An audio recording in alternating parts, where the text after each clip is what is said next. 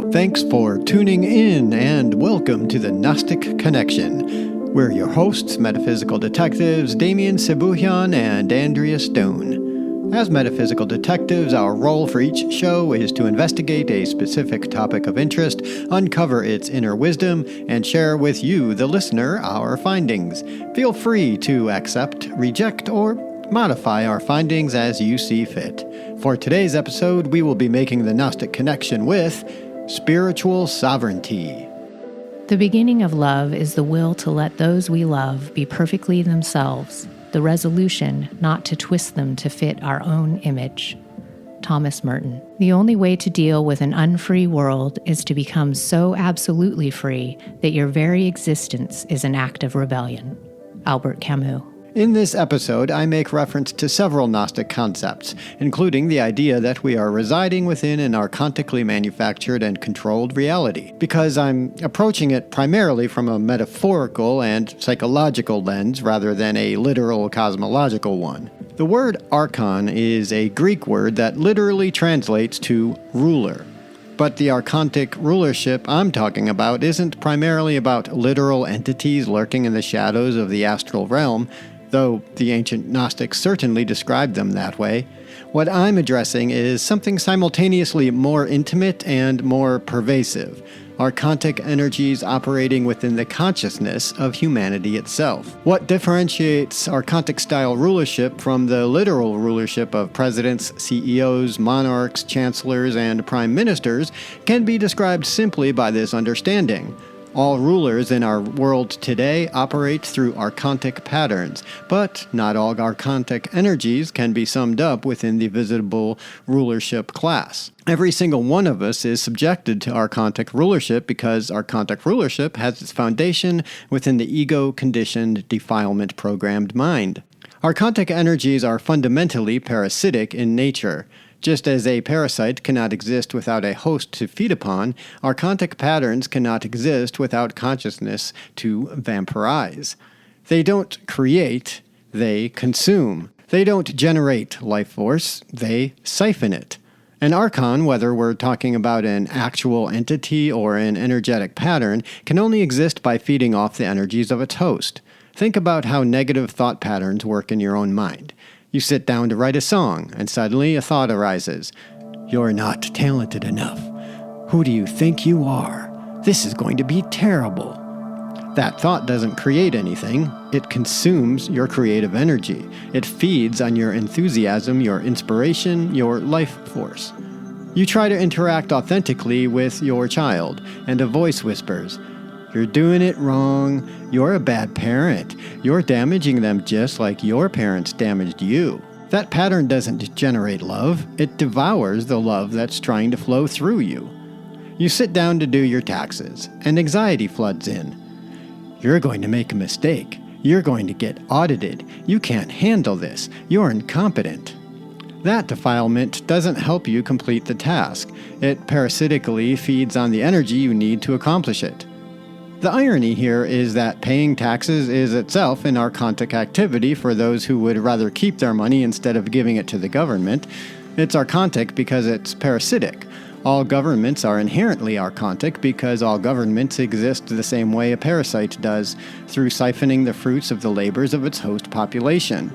This is true whether we live in a monarchy or a democracy. You pay your taxes to the king or to the state.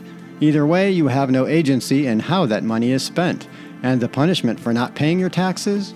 Imprisonment. In the microcosm, archontic energy operates within the individual mind. It masquerades as your own thoughts, your own beliefs, your own inner voice. But it's not you.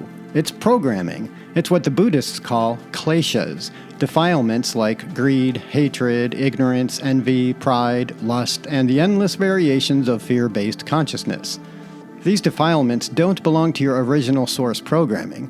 They're not part of the organic matrix, the divine design of your consciousness. They're part of the false matrix, patterns that have been installed, transmitted culturally, passed down generationally, reinforced systematically, and they rule over you by consuming your attention, your energy, your life force.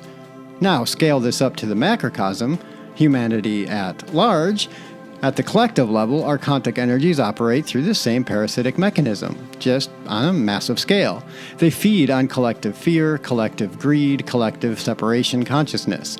They create systems, economic, political, religious, social, that are designed to keep humanity in a constant state of defilement because defilements generate the energy these patterns need to survive.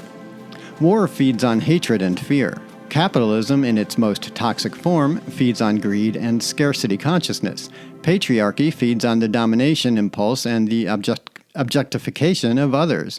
Racism feeds on separation and the illusion of superiority. Religious fundamentalism feeds on the certainty that only we are right and everyone else is damned. Social media feeds on envy, comparison, outrage, and addiction to external validation. These are all archontic patterns operating at the collective level. They don't create genuine value, they extract it. They don't generate connection, they commodify it. They don't produce wisdom, they manufacture confusion and then sell you the antidote. The archons don't need to be literal beings for this to be devastatingly real. Whether we're talking about actual non-physical entities or simply describing energetic and psychological patterns that have taken on a life of their own through repeated reinforcement across millennia, the effect is the same. We are being ruled by parasitic energies that feed on our consciousness. The visible rulers, the presidents, the CEOs, the dictators, are themselves infected with and amplifying these archontic patterns. They're not the source, they're the symptoms. They're hosts who have been so completely taken over by the parasite that they've forgotten they were ever anything else. They rule others because they themselves are ruled by the defilements operating through them. This is why external revolution alone never works. You can overthrow one tyrant, but if the archontic pattern remains in the collective consciousness, another tyrant will arise. You can dismantle one oppressive system, but if the defilements that created it remain active in people's minds, a new oppressive system will emerge with a different face. True liberation, true sovereignty, can only come from freeing ourselves from archontic rulership at its source, within our own consciousness. This is what I mean by spiritual sovereignty. Freedom from all archontic defilements. It means no longer being ruled by greed, by lust, by envy, by hatred, by fear, by ignorance, by pride. It means recognizing these patterns when they arise, understanding they're not you, and choosing not to feed them with your attention and energy. When you stop feeding the parasites, they starve. When they starve, they lose their power. When they lose their power, you reclaim yours. Sovereignty is reached when the individual can free herself from toxic rulership, both external and internal. But it begins internally. It begins with becoming the shepherd of your own consciousness, vigilantly watching for wolves in sheep's clothing, refusing to let parasitic patterns consume your sheep, and maintaining the health and vitality of your own mental, emotional, energetic, and physical bodies. At the individual level, this looks like the practices we'll explore in this episode: shadow work, discernment, boundaries, spiritual hygiene, mindfulness, and the daily choice to align with source rather than with defilement. At the collective level, it looks like a humanity that has awakened from the parasitic dream, that refuses to be ruled by fear and separation, that chooses cooperation over competition, abundance consciousness over scarcity, authentic connection over objectification. The Gnostics 2,000 years ago called this awakening gnosis, direct knowing. They understood that we are trapped not by our circumstances, but by our consciousness. They understood that the archons, whether literal or metaphorical, maintain their rule only as long as we remain asleep. The act of waking up is itself an act of sovereignty. Every time you catch a defilement before it consumes your energy, every time you choose consciousness over reaction, every time you refuse to feed the parasite, you're engaging in spiritual rebellion. You're reclaiming your throne. You're remembering that you are not a subject in the Archontic kingdom. You are a sovereign being with direct access to the pleroma, to source, to the fullness of divine consciousness that is your birthright. This episode is about how to wage that revolution within yourself, because that's where all true revolution begins and ends. Believe nothing, no matter where you read it or who said it, no matter if I have said it, unless it agrees with your own reason and your own common sense. Buddha. Care about what other people think, and you will be their prisoner. Lao Tzu. The root of suffering is attachment. Buddha. I have a question for you. It's a question I ask myself multiple times a week, depending on the situation. Are you acting from presence and awareness, or are you reacting from programmed conditioning? Think about that for a moment. Really think about it. When was the last time you made a decision that came purely from your own inner knowing, untouched by the opinions of others, the pressures of society, the programming of media, or the expectations of family? When was the last time you acted from true sovereignty rather than conditioned response? If you're having trouble answering that question, you're not alone. Most of us, and I include myself in this, have spent the majority of our lives in a state of what I call unconscious surrender. We've given away our power so gradually, so subtly, that we didn't even notice it happening.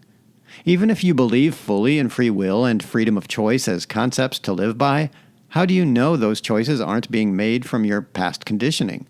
Spiritual sovereignty represents the very foundation of Gnosis, and if you've been following the show, you know that Gnosis, direct knowing, unmediated by external authorities, is what the Archons fear most. So let's define what we're talking about here. Spiritual sovereignty is supreme authority over your own consciousness, your own energy, and your own spiritual connection.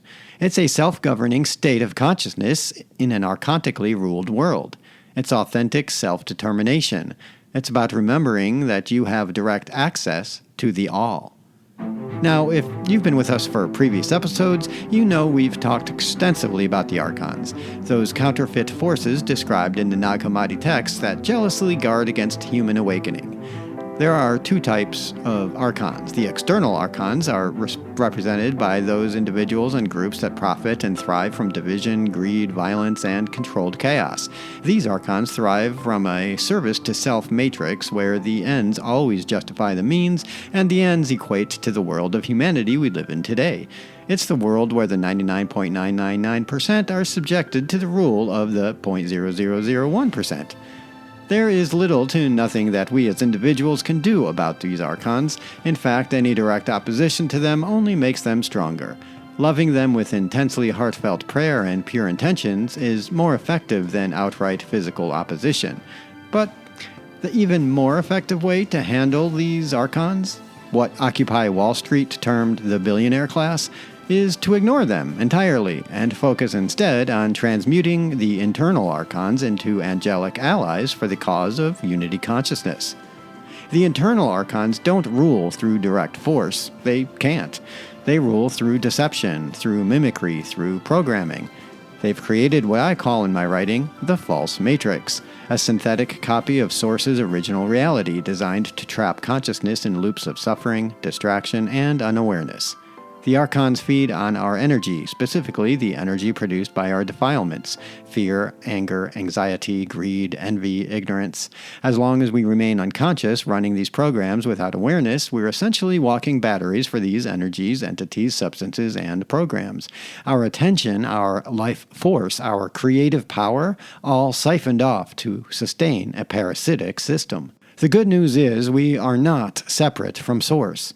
The divine spark within us, what some call the I Am presence, what others call Buddha nature or Christ consciousness, is indestructible. The Archons can distract it, confuse it, zombify it under layers of programming, but they cannot extinguish it. Spiritual sovereignty is the practice of clearing away those layers, dissolving that programming, and standing fully in your divine authority. It's the art of being awake in a world designed to keep you asleep. Today we're going to explore the core elements of spiritual sovereignty, how to recognize when you've given your power away, how to reclaim it, and how to maintain it in a world that's constantly trying to separate you from your own inner knowing. We'll draw on Gnostic texts, Buddhist wisdom, practical shadow work, and the lived experience of what it means to navigate this archontic world while staying connected to the all-loving reality of Source. But first, I want to share a personal story about a time when I completely surrendered my sovereignty without even realizing it. Don't walk in front of me. I may not follow. Don't walk behind me, I may not lead. Walk beside me, just be my friend. Albert Camus. I was 17 years old, a senior in high school, and I was lost.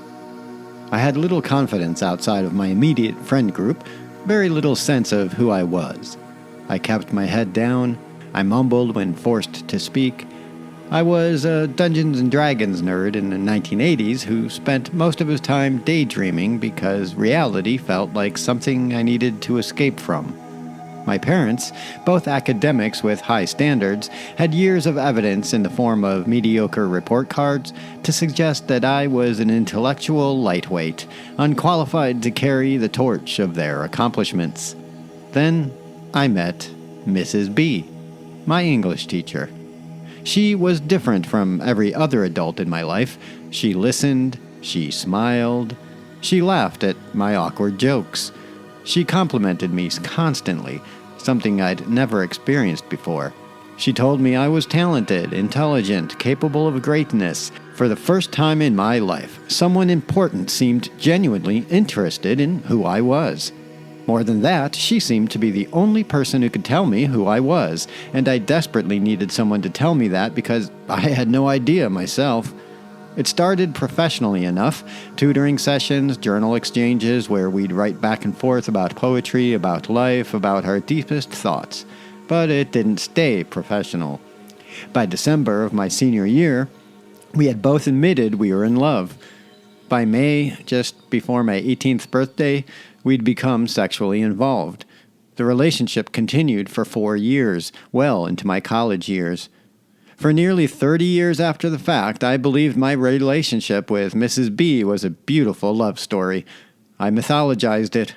I told myself, and anyone who would listen, that this was a transcendent romance, something that defied the societal conventions because it was pure and real and holy, Romeo and Juliet, Lancelot and Guinevere, me and Mrs. B.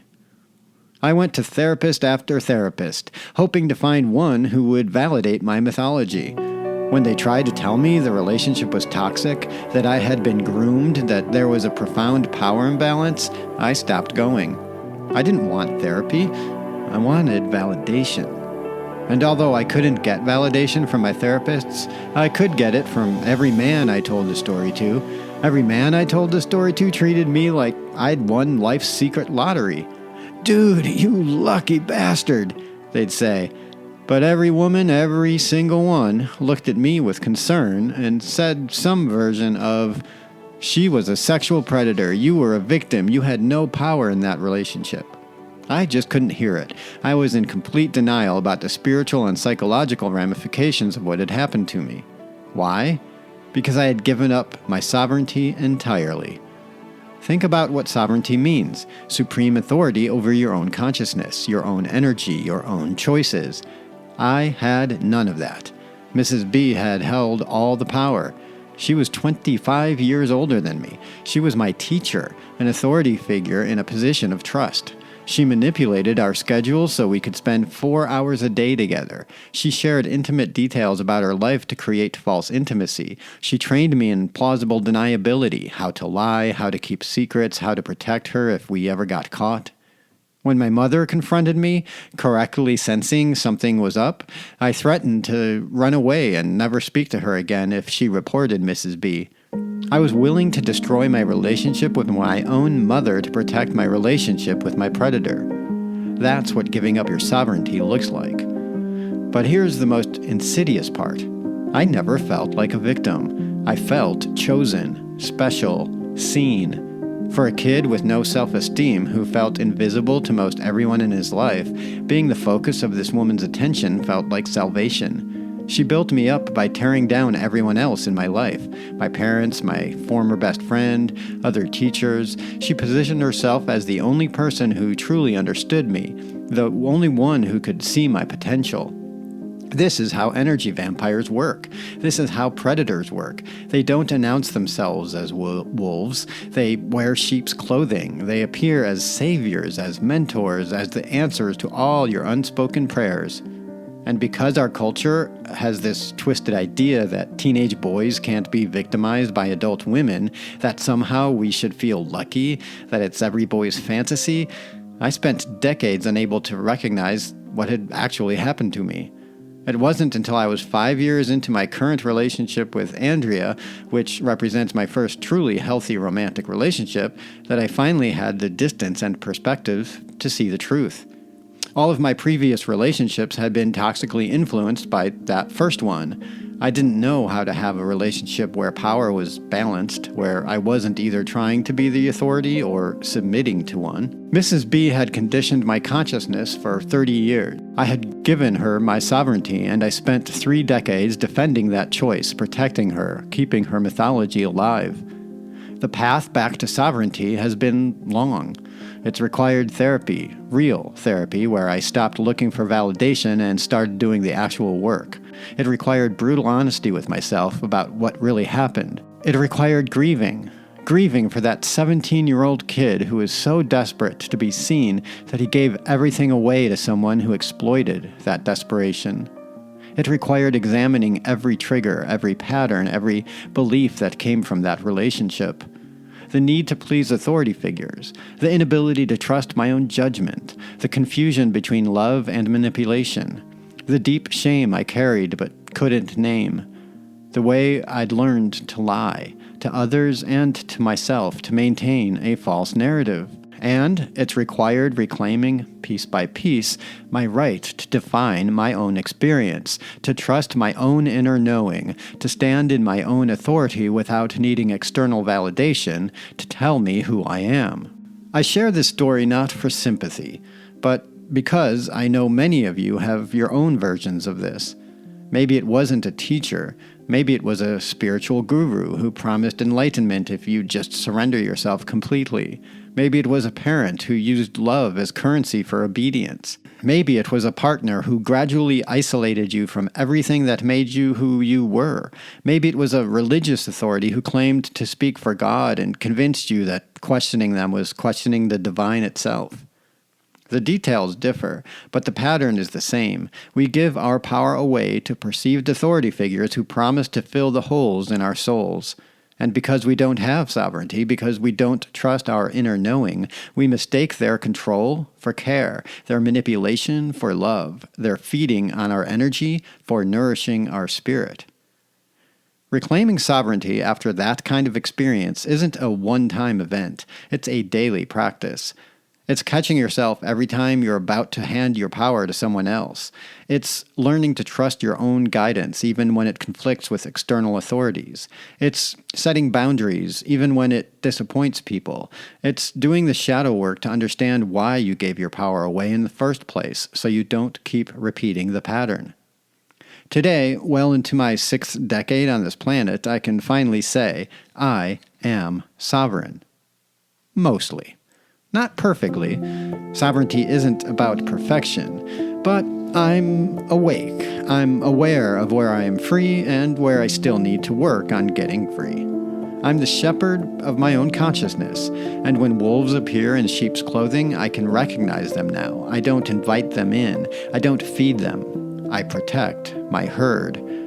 That's what we're going to explore together in this episode. How to recognize when you're surrendering your sovereignty, how to reclaim it, and how to maintain it in a world full of wolves who would love nothing more than to feast on your consciousness. Because your sovereignty matters, your consciousness matters, your inner authority matters, and no one, no matter how persuasive, no matter how much they seem to see you, has the right to take that from you. Let's talk about how to take it back. To arrive at a contradiction is to confess an error in one's thinking. To maintain a contradiction is to abdicate one's mind and to evict oneself from the realm of reality. Ayn Rand.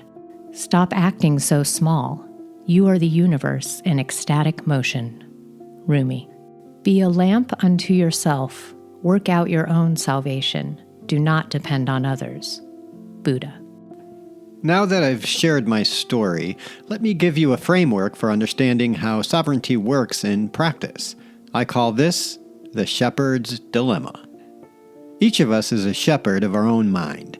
Stay with me on this metaphor because it's going to be extended and maybe even a little mixed, but ultimately it's meant to illuminate something crucial about how consciousness operates in an archontically ruled world.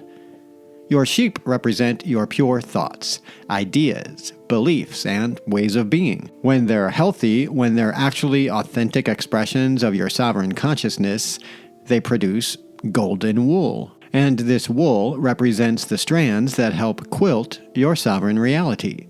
Manifestations of this golden wool include divine downloads that hit you at 3 a.m., it's that creative flow state where time disappears, it's spontaneous acts of kindness and joy, insights that shift your entire paradigm.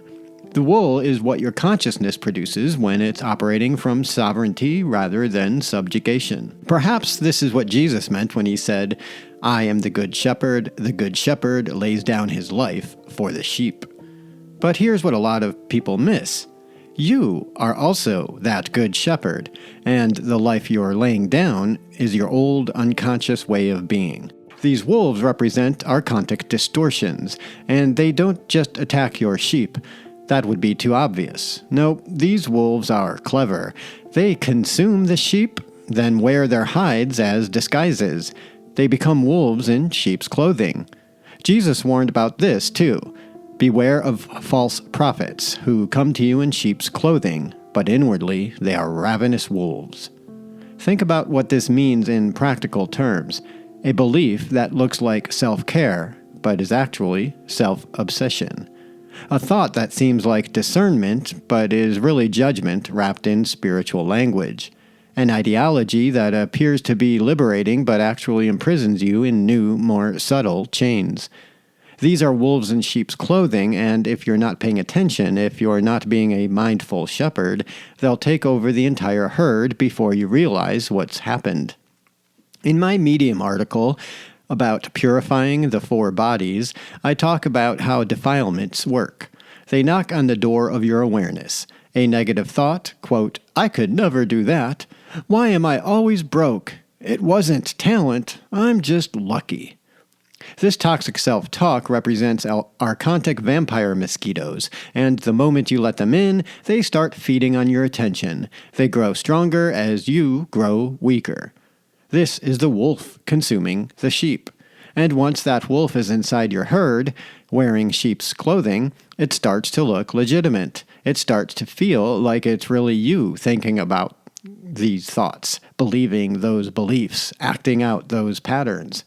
Because we're social creatures, we're not shepherding in isolation. We mingle with other shepherds. We bring our herds together, and when we do, there's an exchange that happens whether we're conscious of it or not. Have you ever spent time with someone and walked away feeling depleted, cynical, anxious for no clear reason? That would be herd contamination. Their wolves just took a few bites out of your sheep. Or maybe you've experienced the opposite. Time with someone who left you feeling elevated, inspired, more connected to your authentic self. That's the blessing of mingling with a shepherd who tends their flocks with consciousness. The poet John Donne wrote, "No man is an island entire of itself." True enough, but that doesn't mean we have to be a continental shelf where anyone can dump their toxic waste. The spiritually sovereign shepherd understands something crucial.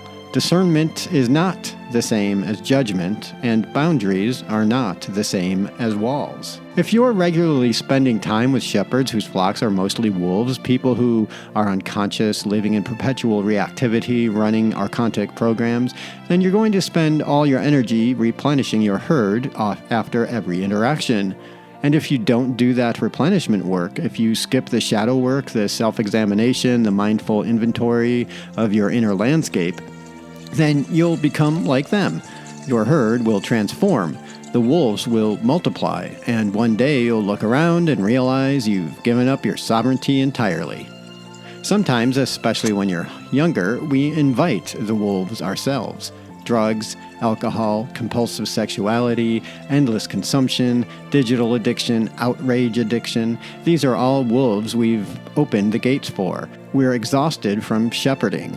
The vigilance required feels like too much, so we get wasted, we check out, we numb, and while we're unconscious, the wolves feast. The shepherd's job is challenging. The archons have rigged the game to make it as difficult as possible to maintain sovereignty.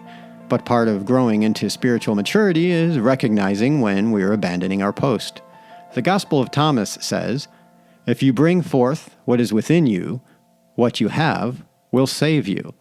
If you do not have that within you, what you do not have within you will kill you." This is the shepherd's dilemma in a nutshell. What you cultivate, sheep or wolves, determines the quality of your existence. So how do we do this? How do we become diligent shepherds without becoming paranoid or exhausting ourselves? First, know your landscape. Your mind is the terrain where your sheep graze. Is it vast and lush or cramped and barren? An open mind, genuinely open, provides room for sheep to roam, to feed on new ideas, to produce rich wool. Ask yourself regularly, am I expanding my landscape or contracting it? Second, learn to spot the wolves. This requires brutal honesty. A wolf in sheep's clothing feels almost like a sheep, but there are tells. Does this thought, belief, or pattern create expansion or contraction in your life? Does it generate life force or drain it? The archons deal in hierarchy, separation, and scarcity. The pleroma deals in abundance, connection, and mutual flourishing. Third, practice the art of discernment with other shepherds. Not everyone deserves access to your herd, and that's okay. Notice how you feel after spending time with someone. Have you gained sheep or lost them? Fourth, schedule regular herd inspections. This is shadow work. Sit down with your thoughts and beliefs. Examine them. Which are genuine sheep? Which are wolves you've been fooled by? The wolf's greatest trick is convincing you it's a sheep. And fifth, remember that the shepherd's job is both vigilance and rest. You can't be on guard every moment, but when you rest consciously. The mindful shepherd cleanses the doors of perception. She sees wolves for what they are. She sees sheep for what they are. And she sees herself, the shepherd, for what she truly is, a sovereign consciousness navigating an archontically distorted realm while maintaining connection to the pleroma. This is not easy work. Every time you examine your thoughts, every time you set a healthy boundary, every time you choose consciousness over numbness, you're engaging in an act of rebellion against the powers that would keep you asleep. So now let's get into the specific elements of sovereignty, and we're going to start with the foundation, faith and inner trust. Now, when I say faith, I know that word might make some of you uncomfortable. In our modern world, faith has become associated with blind belief, with religious dogma, with the kind of thinking that shuts down inquiry. But that's not what I'm talking about here. The kind of faith required for spiritual sovereignty is experiential trust. It's born from direct knowing, from gnosis itself. It's the kind of faith that the Buddha described as one of the 5 spiritual powers, an innocence of conviction, an open heart that is not afraid to trust and can therefore move beyond the known. This faith arises spontaneously from seeing and knowing for yourself. It can't be given to you by a teacher or a book or a podcast, not even this one. It comes from your own experience of touching something real, something true, something that reminds you of who you actually are beneath all the programming. Maybe it happened for you in meditation. Maybe it happened in nature. Maybe it happened in a moment of crisis when suddenly everything became crystal clear. However it arrived, you know what I'm talking about. That moment when you knew, not believed, not hoped, but knew that there was more to reality than what the false matrix would have you believe. This is faith in your capacity for gnosis, faith in your direct connection to source, and here's what's crucial, this faith must become inner independence. Inner independence means relying on your own wisdom rather than constantly seeking external authorities. It means being only yourself, authentically yourself, in all situations, with all people. Not performing different versions of yourself based on who's watching, not making yourself smaller to avoid upsetting others, not twisting yourself into shapes that fit others' expectations. In my article about the four bodies, I talk about how the ego gets unfairly blamed for everything. The spiritual community loves to talk about killing the ego or transcending the ego. But that's archontic programming right there. Your ego, your unique personality, your sovereign self, is not the problem. The problem is when your ego is running defilement programs, acting out archontic conditioning instead of operating from its true source connection. An ego connected to source, an ego that's been cleansed of defilements, is the most essential aspect of your avatar. It's what makes you unique. It's what allows you to fulfill your specific purpose in this incarnation. But here's where so many spiritual seekers go wrong. They seek teachers and gurus and authorities to tell them what to do, how to think, what to believe.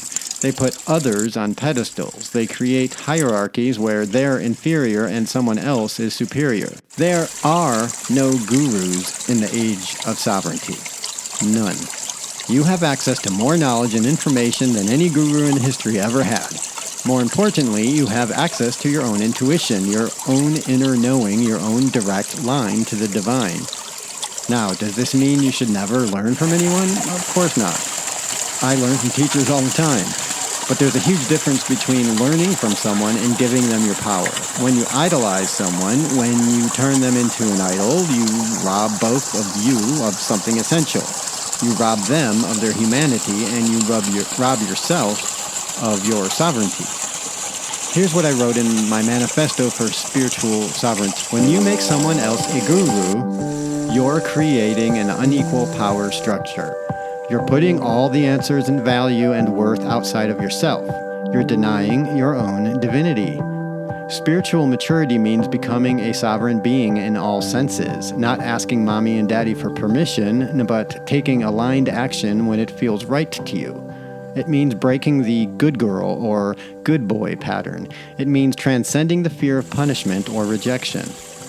If you're working with a teacher, work with them for clarity and support, not for someone to give you the answers. The true spiritual teacher will demonstrate wisdom, humor, integrity, presence, humility, clear boundaries, and unconditional love. You'll feel better after being in their presence every time. Their life will be a breathing testament to their alignment. And if you sense that a teacher is trying to take your power, if they're making you feel inferior, cut the cords immediately. Examine your own patterns. Where else have you been giving your power away? The practice here is simple, but not easy. Before seeking external validation or answers, check in with your inner knowing first. Notice when you're about to ask someone else for the answer. Ask yourself, what do I already know that I'm pretending not to know? The archons thrive on keeping you dependent on external authority. Religious gatekeeping, spiritual hierarchies, these are archontic strategies. Your direct line to the divine doesn't need an intermediary. You are the temple.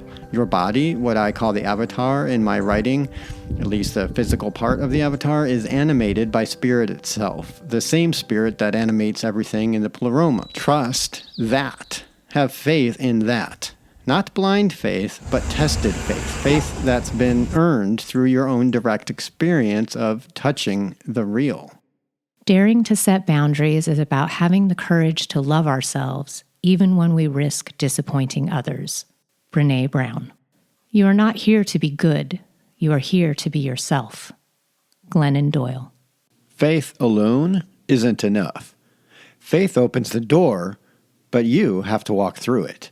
And walking through it requires effort, specifically the kind of effort that the Buddhist tradition calls right effort. Right effort isn't striving. It's not forcing or pushing or trying to become something you're not. It's the consistent effort to pay attention, to be present, to notice what's actually happening rather than what you think is happening or what you wish were happening.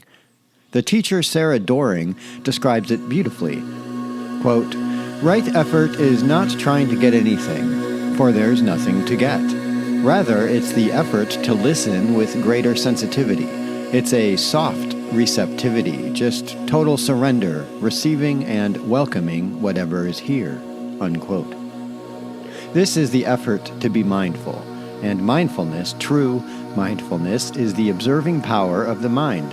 It's the active aspect of awareness. It means not forgetting to pay attention moment by moment to whatever is happening within you and around you. When mindfulness is present, it's like an empty mirror. It sees whatever appears before it with no distortion, no likes, no dislikes, no passion or prejudice to color what's seen. It knows things as they actually are. The default state of the unsovereign mind is distraction.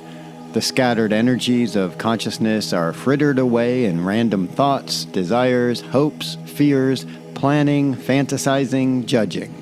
All the huge potential power you have is wasted while the archons feed on the resulting defilements. In my own practice, I've learned to catch defilements as they arise. When a negative thought knocks on the door of my awareness, I could never do that. Why am I always broke? She is such a... I don't invite them in. I call on what I describe in my writing as Lord Garuda, that fierce protector of consciousness, and I imagine his mighty wings creating a vortex that sweeps away through my avatar, dissolving the defilements before they can take root. You don't have to use that exact practice. You can develop your own. The point is to catch the Archontic program as early as possible before it builds momentum, before it starts creating narratives.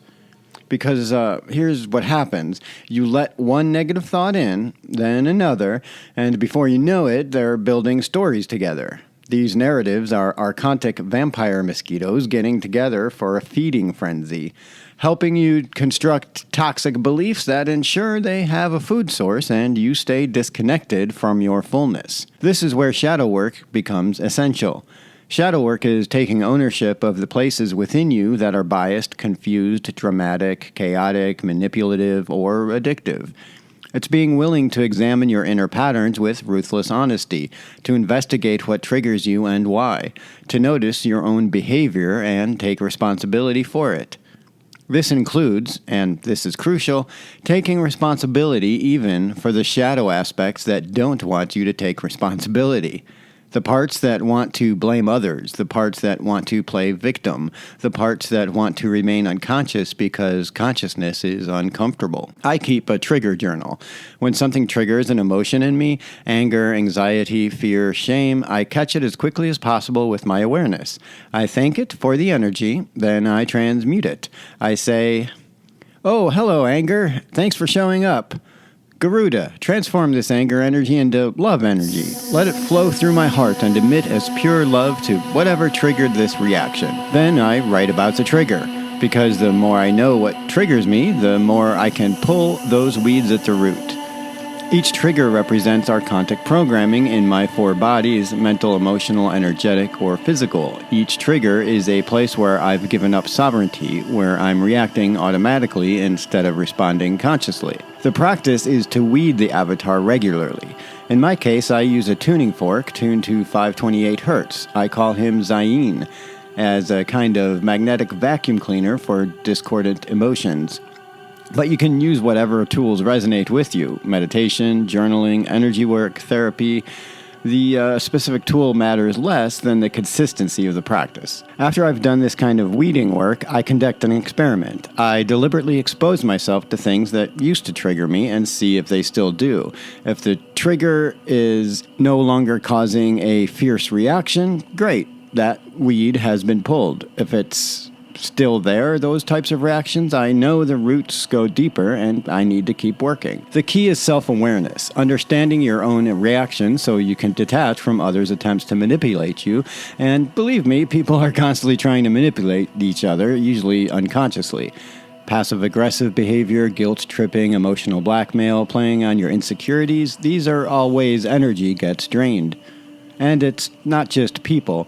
The media does this constantly, social media especially. It's designed to trigger you, to keep you in a state of reactivity, because reactive people are unconscious people, and unconscious people are feeding stations for archontic entities. The practice. Every day, check in with yourself. What am I thinking? What am I feeling? What am I believing right now? Notice thoughts without identifying with them. Observe one habitual pattern today without judgment. Schedule regular herd inspections, time dedicated specifically to examining your inner landscape. This is the work of becoming a sovereign being. It's not glamorous, it's not always comfortable, but it's absolutely essential, because an unexamined consciousness is a consciousness running someone else's programs. What you react to in others, you strengthen in yourself. Eckhart Tolle. You are not your thoughts. You are the awareness behind them. Eckhart Tolle. When you have something to say, silence is a lie. Jordan Peterson. Now we come to what might be the most challenging element of sovereignty for many people: discernment and boundaries. Let me start by clearing up a confusion that trips people up constantly. Discernment is not the same as judgment. Judgment can be fear-based rejection. It's closing your heart, putting someone in a box, declaring them less than. Judgment creates separation and feeds the Archontic program of division. Discernment, on the other hand, is clear seeing. It's the ability to distinguish what's true and what's false, what's nourishing and what's toxic, what's aligned and what's misaligned. Discernment is choosing love over fear, clarity over confusion. It's wisdom in action. And here's what discernment requires above all else: the courage to set boundaries. Boundaries are not walls. Walls keep everything out. Walls are built from fear and create isolation. Boundaries, on the other hand, are conscious choices about how you direct your energy, how you share your space with what you allow into your field. Remember the shepherd metaphor. Not everyone deserves access to your herd. That's not judgment, that's discernment. It's recognizing that your consciousness, your energy, your sovereign space is precious and must be protected.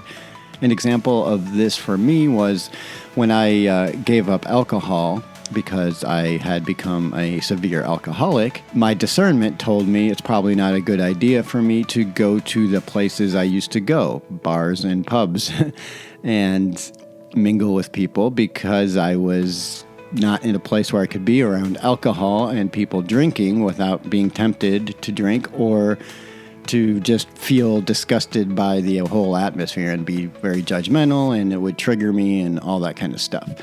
So that would be an example of using discernment, kind of getting healthy from an addiction. In the Buddhist tradition, they talk about protecting sacred spaces, both inner and outer. Your body is a sacred space. Your home is a sacred space. Your mind is a sacred space. And part of sovereignty is being extremely conscious about who and what you allow into those spaces. I learned this the hard way. For years, I had this belief that being spiritual meant being open to everyone, saying yes to everything, never disappointing anyone. But that's not spirituality, that's people-pleasing disguised as compassion, and it's an Archontic program designed to drain your energy. Here's a practice I use now. After spending time with someone, I do an energy audit. How do I feel? Am I more expanded or more contracted? Do I feel depleted or elevated? Have I gained sheep or lost them?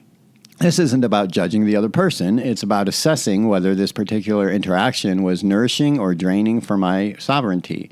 Some people, wonderful people, people I might even love, are simply not in a place where mingling herds is safe for me. Their consciousness is so contaminated with wolves, they're so unconscious of their own patterns, that every interaction becomes an energy drain. I can love them from a distance, I can hold compassionate space for their journey, but I don't have to sacrifice my sovereignty on the altar of their unconsciousness. The spiritually immature person thinks that setting boundaries means you don't care. The spiritually mature person knows that boundaries are how you care for yourself, and paradoxically, how you best serve others. Because when you're depleted, when your herd is decimated, you have nothing to offer anyone. There's a beautiful phrase in the Buddhist teachings: the art of how to care, yet not to care. This is the practice of boundaries. You care deeply for the well-being of all beings, but you don't take responsibility for their journey. You don't try to rescue or save them. You don't allow them to vampire your energy.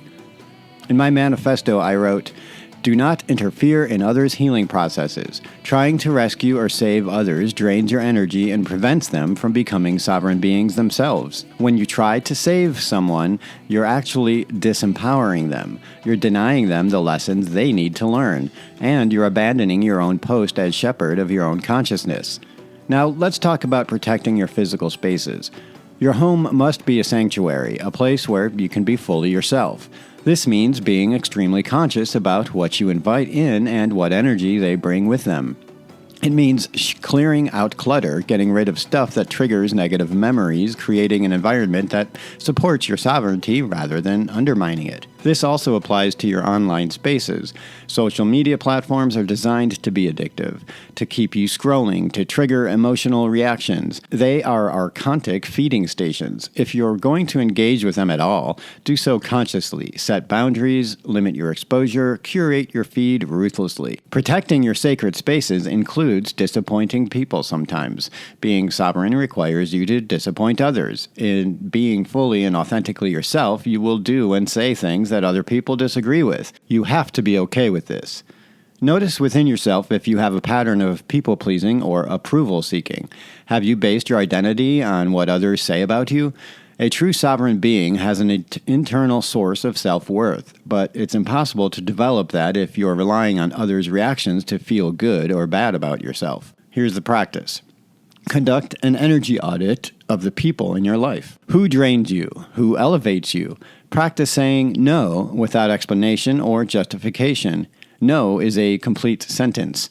Create a ritual for clearing your physical space.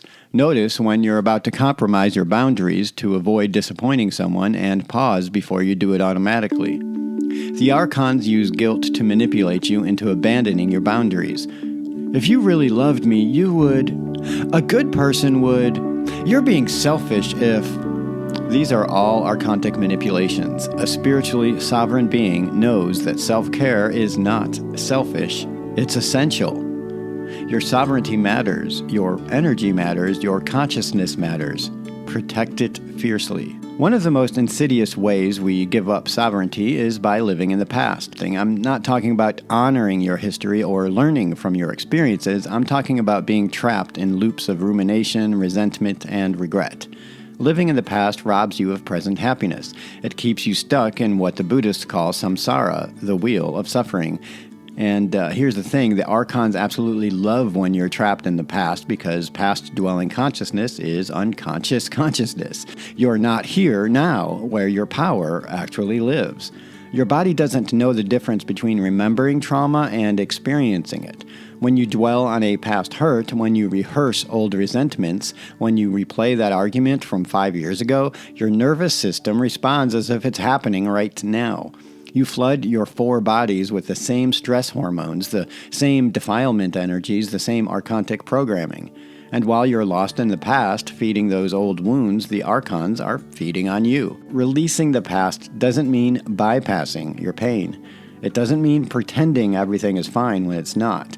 It doesn't mean you have to forgive people who harmed you. Forgiveness is a personal choice, not a spiritual requirement. The key is recognizing that obsession with the past is a form of giving up sovereignty. The past already happened. You can't change it.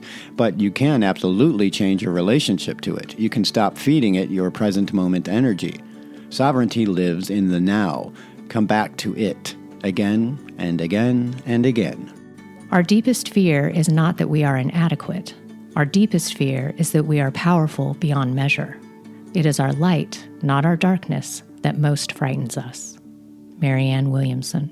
There is nothing more important to true growth than realizing that you are not the voice of the mind. You are the one who hears it. Michael Singer. Maintaining sovereignty is not a one-time achievement, it's a daily practice. Actually, it's a moment-by-moment practice, and that practice requires what I call spiritual hygiene, regular, consistent routines that keep your 4 bodies clear and your connection to source strong.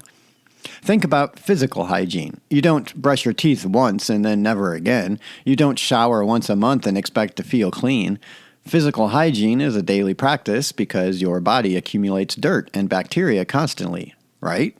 Well, your consciousness works the same way. You're constantly being exposed to archontic programming from media, from other people's consciousness, unconscious behavior, from your own habitual patterns. If you're not actively cleaning that programming, it accumulates. Your herd gets contaminated. The wolves multiply. Spiritual hygiene is the practice of daily clearing, daily alignment, daily reconnection to Source.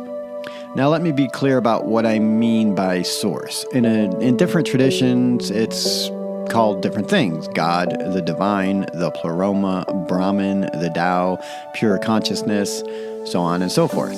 The name doesn't matter. What matters is recognizing that you're not just a meat suit walking around trying to survive. You're an infinite spiritual being having a temporary human experience. Your avatar, your four-body system, is animated by spirit itself. One of the most powerful Archontic programs is the belief that you're separate from Source, that you're just a random collection of matter and somehow became conscious.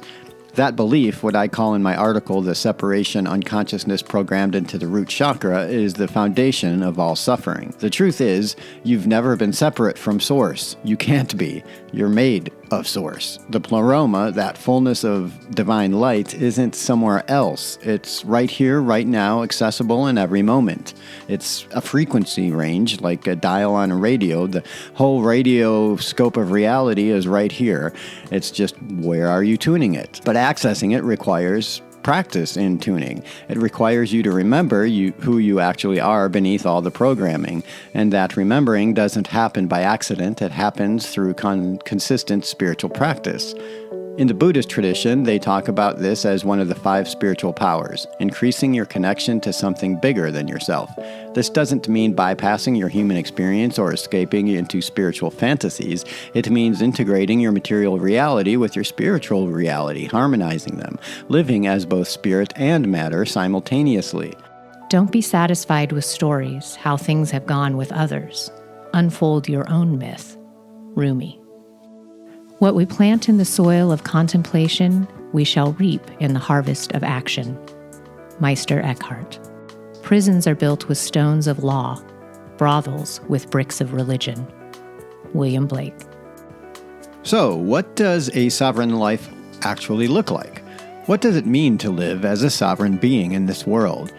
It means being awake in a world that's designed to keep you asleep. It means maintaining your connection to the pleroma while navigating the false matrix. It means being a conscious shepherd who tends your flock with diligence and love. It means producing good wool, creativity, wisdom, love, insight, interconnection, service from a place of alignment rather than depletion.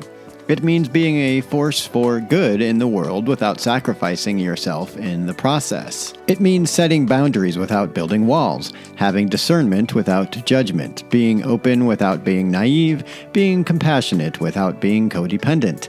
It means knowing who you are, protecting that essence, and expressing it authentically in everything you do. Your sovereignty isn't just about you. It's not some individualistic, self-centered pursuit. Your sovereignty serves the collective. When you maintain your sovereignty, when you keep your consciousness clear and aligned, you change the frequency of the field. You become a beacon for others. You demonstrate what's possible. Sovereign beings are the ones who wake others up, not by preaching or proselytizing, but by simply being awake themselves, by being a lighthouse in a dark world. This is what the Gnostics understood. The path of Gnosis isn't about escaping this world. It's about transforming it. It's about enough individuals waking up, reclaiming their sovereignty, clearing the Archontic programming, and collectively creating a new reality. Many call this the ascension. I think of it as shutting down the false matrix and returning to the organic source matrix, the reality where consciousness can play freely, creatively, joyfully, without parasitic forces feeding on our light. Your sovereignty contributes to that collective awakening. Every boundary you set, every defilement you clear, every moment you choose consciousness over unconsciousness, it all matters. Not just for you, but for all of us. You are the sky. Everything else, it's just the weather. Pema Chodron. Thanks for listening to the Gnostic Connection on KLLG-LP Willits, California, Willits Hometown Radio. From my heart to yours, may we all be loving, happy, powerful, and free.